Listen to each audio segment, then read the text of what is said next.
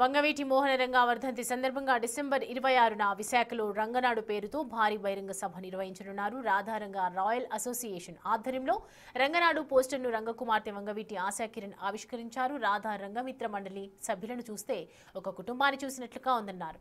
December 26న విశాఖలో తలపెట్టిన సభ కుల మత రాజకీయాలకు అతీతంగా జరిగే సభ అని వెల్లడించారు. రంగ అభిమానుల కోసం నిర్వహించే సభ కనుక అన్ని పార్టీల్లో ఉన్న అభిమానులు రావాలని ఆశాకిరణ్ పిలుపునిచ్చారు. జరగబోయే రంగనాడు ప్రోగ్రాంకి అందరూ వచ్చి మీ దీవెనలు ఇస్తారని, రంగా గారి అభిమానులందరూ వస్తారని నేను కోరుకుంటున్నాను. రాధారంగ మిత్ర మండలి, రాధారంగ రాయల్స్, రంగా అభిమాన సంఘాలందరికీ ఇదే నా ఆహ్వానం. నేను ఏ రాజకీయ ప్రవేశం చేయట్లేదండి. ఎందుకనంటే నా టార్గెట్ రాధారంగ మిత్ర మండలి, దాన్ని బలపరచడం. అది ఎక్కడికక్కడ డివిజన్స్ కింద విడిపోయింది, దాన్ని స్ట్రెంగ్తన్ చేయాలి. నా టీం వర్క్ అనేది నేను చేయాలి. ఆ తర్వాతే ఏ రాజకీయ నిర్ణయం అనేది నేను తీసుకుంటాను. సో ప్రస్తుతానికి ఎలాంటి నిర్ణయం నేను తీసుకోవట్లేదు. అది మా వాళ్ళని కలవటం నా మెయిన్ ఎయిమ్. అడుగు బలహీన వర్గాల కోసం ఏదైతే నిలబడి వాళ్ళ కోసం పోరాడి చేసి ఎన్నో ఉద్యమాలు చేపట్టారు ఆయన.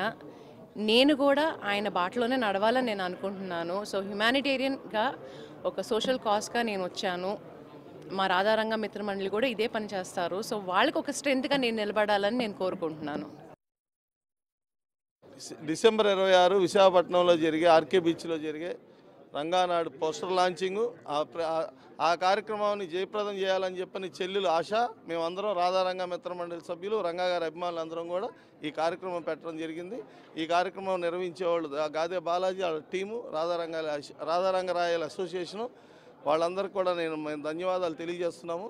ఈ కార్యక్రమాన్ని జయప్రదం చేయాల్సిందిగా మొత్తం యావత్ భారతదేశంలో కానీ ప్రపంచంలో కానీ తెలుగు రాష్ట్రాల్లో ఉన్న రాధారంగ అభిమానులు, వంగవీటి అభిమానులందరూ కూడా ఆహ్వానం పలుకుతూ ఈ కార్యక్రమం జయప్రదం చేయాల్సింది కోరుతున్నాం. రాజకీయ ప్రవేశం ఇంకా టైం ఉంది, ఇప్పుడు కాదు.